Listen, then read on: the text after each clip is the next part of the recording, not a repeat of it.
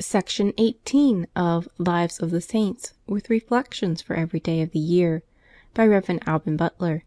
This recording is in the public domain. Recording by Maria Therese. September 1st. St. Giles, Abbot. St. Giles, whose name has been held in great veneration for several ages in France and England, is said to have been an Athenian by birth, and of noble extraction. His extraordinary piety and learning drew the admiration of the world upon him in such a manner that it was impossible for him to enjoy in his own country that obscurity and retirement which was the chief object of his desires on earth. He therefore sailed to France, and chose a hermitage first in the open deserts near the mouth of the Rhone, afterward near the river Gard, and lastly in a forest in the diocese of Nismes. He passed many years in this close solitude, living on wild herbs or roots and water, and conversing only with God. We read in his life that he was for some time nourished with the milk of a hind in the forest, which, being pursued by hunters, fled for refuge to the Saint, who was thus discovered. The reputation of the sanctity of this holy hermit was much increased by many miracles which he wrought, and which rendered his name famous throughout all France. St. Giles was highly esteemed by the French king, but could not be prevailed upon to forsake his solitude. He, however, admitted several disciples, and settled excellent discipline in the monastery of which he was the founder, and which, in succeeding ages, became a flourishing abbey of the Benedictine order. Reflection. He who accompanies the exercises of contemplation and arduous penance with zealous and undaunted endeavors to conduct others to the same glorious term with himself shall be truly great in the kingdom of heaven. September 2nd. St. Stephen, King. Gisa, 4th Duke of Hungary, was, with his wife, converted to the faith, and saw in a vision the martyr St. Stephen, who told him that he should have a son, who would perfect the work he had begun. This son was born in 977, and received the name of Stephen. He was most carefully educated, and succeeded his father at an early age. He began to root out idolatry, suppressed the rebellion of his pagan subjects, and founded monasteries and churches all over the land. He sent to Pope Sylvester, begging him to appoint bishops to the 11 sees he had endowed, and to bestow on him, for the greater success of his work, the title of king. The Pope granted his requests, and sent him a cross to be borne before him, saying that he regarded him as a true apostle of his people. His devotion was fervent. He placed his realms under the protection of our Blessed Lady, and kept the feast of her Assumption with peculiar affection. He gave good laws and saw to their execution. Throughout his life, we are told, he had Christ on his lips, Christ in his heart, and Christ in all he did. His only wars were wars of defense, and he was always successful. God sent him many in sore trial. One by one his children died, but he bore all with perfect submission to the will of God. When St. Stephen was about to die, he summoned the bishops and nobles, and gave them charge concerning the choice of a successor. Then he urged them to nurture and cherish the Catholic Church, which was still as a tender plant in Hungary, to follow justice, humility, and charity, to be obedient to the laws, and to show ever a reverent submission to the Holy See. Then, raising his eyes towards heaven, he said, "O Queen of Heaven, august Restorer of a prostrate world, to thy care I commend the Holy Church, my people, and my realm, and my own departing soul." And then, on his favorite feast of the Assumption, in 1038, he died in peace. Reflection. Our duty, says Father Newman, is to follow the Vicar of Christ whither he goeth, and never to desert him, however we may be tried, but to defend him at all hazards and against all comers, as a son would a father, and as a wife a husband, knowing that his cause is the cause of God. September 3rd. St. Seraphia, Virgin and Martyr. St. Seraphia was born at Antioch, of Christian parents, who, flying from the persecutions of Adrian, went to Italy and settled there. Her parents dying, Seraphia was sought in marriage by many, but having resolved to consecrate herself to God alone, she sold all her possessions and distributed the proceeds to the poor. Finally, she sold herself into a voluntary slavery, and entered the services of a Roman lady named Sabina. The piety of Seraphia, her love of work, and her charity soon gained the heart of her mistress, who was not long in becoming a Christian. Having been denounced as a follower of Christ, Seraphia was condemned to death. She was at first placed on a burning pile, but remained uninjured by the flames. Almost despairing of being able to inflict death upon her, the prefect Beryllus ordered her to be beheaded, and she thus received the crown which she so richly merited. Her mistress gathered her remains and interred them with every mark of respect. Sabina, meeting with the martyr's death a year after, was laid in the same tomb with her faithful servant. As early as the 5th century there was a church at Rome placed under their invocation. Reflection. Christian courage bears relation to our faith. If we continue in the faith, grounded and settled and immovable, all things will be found possible to us. September 4.— ST. ROSALIA, Virgin. St. Rosalia was daughter of a noble family descended from Charlemagne. She was born at Palermo, in Sicily, and despising in her youth worldly vanities, made herself an abode in a cave on Mount Pellegrino, 3 miles from Palermo, where she completed the sacrifice of her heart to God by austere penance and manual labor, sanctified by assiduous prayer and the constant union of her soul with God. She died in 1160. Her body was found buried in a grot under the mountain, in the year of the Jubilee 1625, under Pope Urban VIII., and was translated into the metropolitan church of Palermo, of which she was chosen a patroness. To her patronage that island ascribes the ceasing of a grievous pestilence at the same time. St. Rose of Viterbo, who was honored on this same day, was born in the spring of 1240, a time when Frederick II. Was oppressing the Church, and many were faithless to the Holy See. The infant at once seemed filled with grace. With tottering steps she sought Jesus in His tabernacle, she knelt before sacred images, she listened to pious talk, retaining all she heard, and this when she was scarcely 3 years old. One coarse habit covered her flesh. Fasts and disciplines were her delight. To defend the Church's right was her burning wish, and for this she received her mission from the Mother of God, who gave her the Franciscan habit with a command to go forth and preach. When hardly 10 years old, Rose went down to the public square of Viterbo, called upon the inhabitants to be faithful to the Sovereign Pontiff, and vehemently denounced all his opponents. So great was the power of her word, and of the miracles which accompanied it, that the imperial party, in fear and anger, drove her from the city, but she continued to preach till Innocent IV. Was brought back in triumph to Rome, and the cause of God was won. Then she retired to a little cell at Viterbo, and prepared in solitude for her end. She died in her 18th year.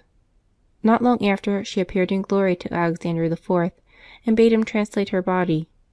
He found it as the vision had said, but fragrant and beautiful as if still in life. Reflection. Rose lived but 17 years, saved the Church's cause, and died a saint. We have lived, perhaps much longer, and yet with what result?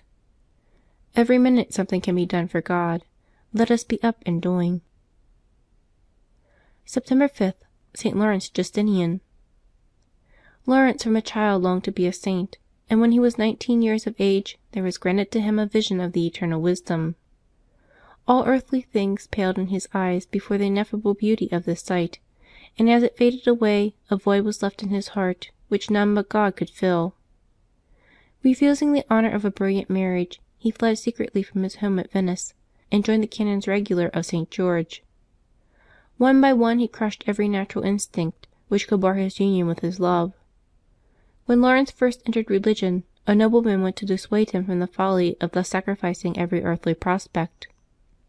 The young monk listened patiently and turned to his friend's affectionate appeal, scorn, and violent abuse. Calmly and kindly he then replied. He pointed out the shortness of life, the uncertainty of earthly happiness, and the incomparable superiority of the prize he sought to any his friend had named. The nobleman could make no answer. He felt in truth that Lawrence was wise, himself the fool. He left the world, became a fellow novice with the Saint, and his holy death bore every mark that he too had secured the treasures which never fail. As superior and as general, Lawrence enlarged and strengthened his order, and as bishop of his diocese, in spite of slander and insult, thoroughly reformed his see. His zeal led to his being appointed the first Patriarch of Venice, but he remained ever in heart and soul a humble priest, thirsting for the sight of heaven. At length the eternal vision began to dawn. "Are you laying a bed of feathers for me?" he said. "Not so. My Lord was stretched on a hard and painful tree." Laid upon the straw, he exclaimed in rapture, "Good Jesus, behold I come." He died in 1435, aged 74. Reflection. Ask St. Lawrence to vouchsafe you such a sense of the sufficiency of God that you too may fly to Him and be at rest. September 6.— ST. Eleutherus, Abbot. Wonderful simplicity and spirit of compunction were the distinguishing virtues of this holy man. He was chosen abbot of St. Mark's near Spoleto, and favored by God with the gift of miracles. A child who was possessed by the devil being delivered by being educated in his monastery, the abbot said one day, "Since the child is among the servants of God, the devil dares not approach him." These words seemed to savor of vanity, and thereupon the devil again entered and tormented the child. The abbot humbly confessed his fault, and fasted and prayed with his whole community till the child was again freed from the tyranny of the fiend. St. Gregory the Great, not being able to fast on Easter Eve on account of extreme weakness, engaged this saint to go with him to the church of St. Andrew's and put up his prayers to God for his health, that he might join the faithful in that solemn practice of penance. Eleutherus prayed with many tears, and the Pope, coming out of the church, found his breast suddenly strengthened, so that he was enabled to perform the fast he desired. St. Eleutherus raised the dead man to life. Resigning his abbacy, he died in St. Andrew's Monastery in Rome about the year 585. Reflection. Appear not to men to fast, but to thy Father who is in heaven, and thy Father, who seeth in secret, He will repay thee. September 7.— ST. Cloud, Confessor. St. Cloud is the first and most illustrious Saint among the princes of the royal family of the first race of France. He was the son of Clodomir, King of Orleans, the eldest son of St. Clotilda, and was born in 522. He was scarce 3 years old when his father was killed in Burgundy, but his grandmother Clotilda brought him up and his 2 brothers at Paris, and loved them extremely. Their ambitious uncles divided the kingdom of Orleans between them, and stabbed with their own hands 2 of their nephews. Cloud, by a special providence, was saved from the massacre, and renouncing the world, devoted himself to the service of God in a monastic state. After a time he put himself under the discipline of St. Severinus, a holy recluse who lived near Paris, from whose hands he received the monastic habit. Wishing to live unknown to the world, he withdrew secretly into Provence, but his hermitage being made public, he returned to Paris, and was received with the greatest joy imaginable. At the earnest request of the people, he was ordained priest by Eusebius, Bishop of Paris, in 551, and served that church some time in the functions of the sacred ministry. He afterward retired to St. Cloud, 2 leagues below Paris, where he built a monastery. Here he assembled many pious men, who fled out of the world for fear of losing their souls in it. St. Cloud was regarded by them as their superior, and he animated them to all virtue both by word and example. He was indefatigable in instructing and exhorting the people of the neighboring country, and piously ended his days about the year 560. Reflection. Let us remember that "the just shall live for evermore; they shall receive a kingdom of glory, and a crown of beauty at the hand of the Lord." September 8.— THE NATIVITY of the Blessed Virgin. The birth of the Blessed Virgin Mary announced joy and the near approach of salvation to the lost world. Mary was brought forth in the world not like other children of Adam, infected with the loathsome contagion of sin, but pure, holy, beautiful, and glorious, adorned with all the most precious graces which became her who was chosen to be the Mother of God. She appeared indeed in the weak state of her mortality, but in the eyes of heaven she already transcended the highest seraph in purity, brightness, and the richest ornament of grace. If we celebrate the birthdays of the great one of this earth, how ought we to rejoice in that of the Virgin Mary, presenting to God the best homage of our praises and thanksgiving for the great mercies He has shown in her, and imploring her mediation with her Son in our behalf. Christ will not reject the supplications of His Mother, whom He was pleased to obey whilst on earth.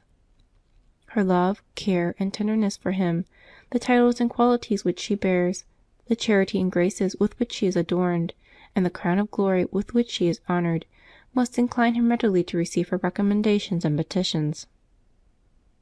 The festival, on the Sunday within the octave of her Nativity, of the Holy Name of Mary. This festival was appointed by Pope Innocent XI., that on it the faithful may be called upon in a particular manner to recommend to God, through the intercession of the Blessed Virgin, the necessities of His Church, and to return Him thanks for His gracious protection and numberless mercies. What gave occasion to the institution of this feast was a solemn thanksgiving for the relief of Vienna when it was besieged by the Turks in 1683. If we desire to deprecate the divine anger, justly provoked by our sins, with our prayers, we must join the tears of sincere compunction with a perfect conversion of our manners. The first grace we should always beg of God is that He will bring us to the disposition of condign penance. Our supplications for the divine mercies and our thanksgivings for benefits received will only thus be rendered acceptable. By no other means can we deserve the blessing of God, or be recommended to it by the patronage of His Holy Mother. To the invocation of Jesus it is a pious and wholesome practice to join our application to the Blessed Virgin, that through her intercession we may more easily and more abundantly obtain the effects of our petitions. In this sense, devout souls pronounce with great affection and confidence the holy names of Jesus and Mary. September 9.— ST. Omer, Bishop. St. Omer was born toward the close of the 6th century in the territory of Constance. His parents, who were noble and wealthy, gave great attention to his education, but, above all, strove to inspire him with a love for virtue. Upon the death of his mother he entered the monastery of Luxeuil, whither he persuaded his father to follow him, after having sold his worldly goods and distributed the proceeds among the poor. The father and son made their religious profession together. The humility, obedience, mildness, and devotion, together with the admirable purity of manners which shone forth in every action of St. Omer, distinguished him among his saintly brethren, and he was soon called from his solitude to take charge of the government of the Church in Terouanne. The greater part of those living in his diocese were still pagans, and even the few Christians were, through a scarcity of priests, fallen into a sad corruption of manners. The great and difficult work of their conversion was reserved for St. Omer. The holy bishop applied himself to his task with such zeal that in a short time his diocese became one of the most flourishing in France. In his old age St. Omer became blind, but that affliction did not lessen his pastoral concern for his flock. He died in the odor of sanctity while on a pastoral visit to Wavre in 670. St. Peter Claver. Peter Claver was a Spanish Jesuit. In Majorca he fell in with the holy lay brother Alphonsus Rodriguez, who, having already learned by revelation the saintly career of Peter, became his spiritual guide, foretold to him the labors he would undergo in the Indies, and the throne he would gain in heaven. Ordained priest in New Granada, Peter was sent to Cartagena, the great slave market of the West Indies, and there he consecrated himself by vow to the salvation of those ignorant and miserable creatures. For more than 40 years he labored in this work. He called himself the slave of the slaves. He was their apostle, father, physician, and friend. He fed them, nursed them with the utmost tenderness in their loathsome diseases, often applying his own lips to their hideous sores. His cloak, which was the constant covering of the naked, though soiled with their filthy ulcers, sent forth a miraculous perfume. His rest after his great labors was in nights of penance and prayer. However tired he might be, when news arrived of a fresh slave ship, St. Peter immediately revived, his eyes brightened, and he was at once on board amongst his dear slaves, bringing them comfort for body and soul. A false charge of reiterating baptism for a while stopped his work. he submitted without a murmur till the calumny was refuted, and then God so blessed his toil that 40,000 negroes were baptized before he went to his reward in 1654. Reflection. — When you see any one standing in need of your assistance, either for body or soul, do not ask yourself why some one else did not help him, but think to yourself that you have found a treasure. September 10.— ST. NICHOLAS of Tolentino. Born in answer to the prayer of a holy mother, and vowed before his birth to the service of God, Nicholas never lost his baptismal innocence. His austerities were conspicuous even in the austere Order, the Hermits of St. Augustine, to which he belonged, and to the remonstrances which were made by his superiors he only replied, "How can I be said to fast, while every morning at the altar I receive my God?" He conceived an ardent charity for the holy souls, so near and yet so far from their Saviour, and often after his Mass it was revealed to him that the souls for whom he had offered the holy sacrifice had been admitted to the presence of God. Amidst his loving labors for God and man, he was haunted by fear of his own sinfulness. "The heavens," said he, "are not pure in the sight of Him whom I serve. How then shall I, a sinful man, stand before Him?" As he pondered on these things, Mary, the Queen of all Saints, appeared before him. "Fear not, Nicholas," she said; "all is well with you. My Son bears you in His heart, and I am your protection." Then his soul was at rest, and he heard, we are told, the songs which the angels sing in the presence of their Lord. He died September 10th, 1310. Reflection. — Would you die the death of the just? There is only one way to secure the fulfilment of your wish. Live the life of the just; for it is impossible that one who has been faithful to God in life should make a bad or an unhappy end. September ii.— ST. PAPHNUTIUS, Bishop. The holy confessor Paphnutius was an Egyptian, and after having spent several years in the desert under the direction of the great St. Antony, was made bishop in Upper Thebais.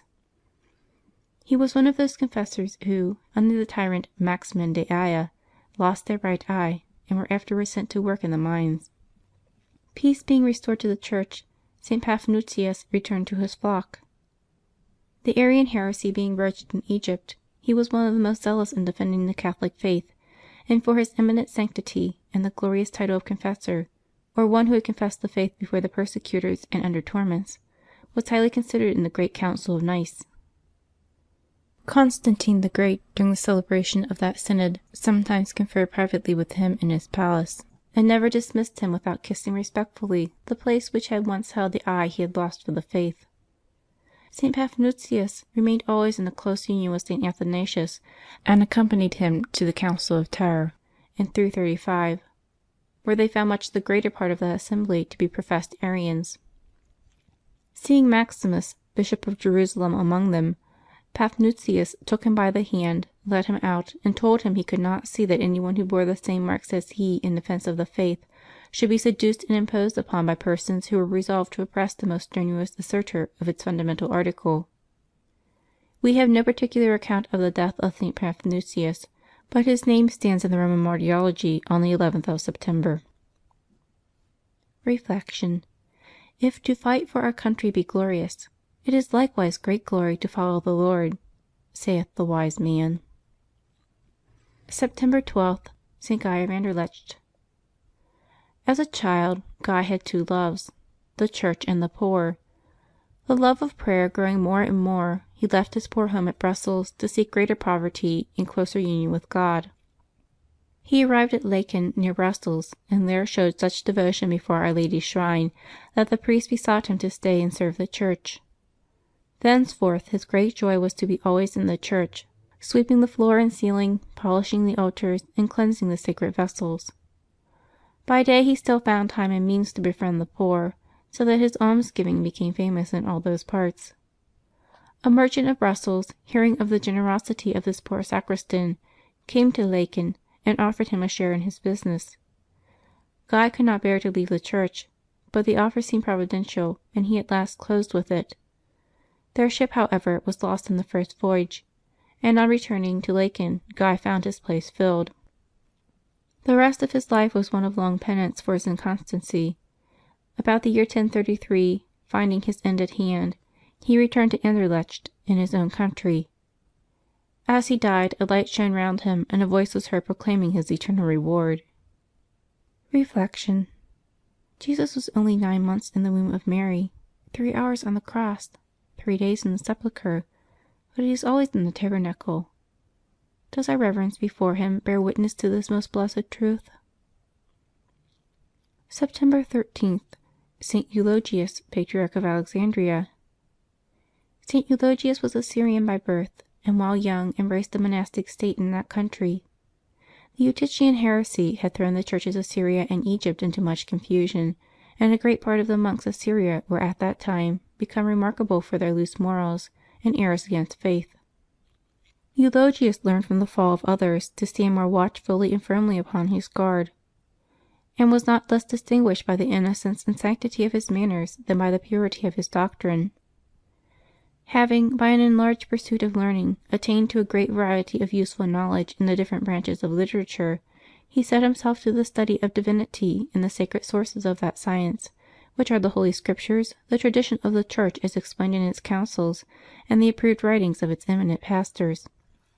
In the great dangers and necessities of the Church, he was drawn out of his solitude and made priest of Antioch by the Patriarch St. Anastasius.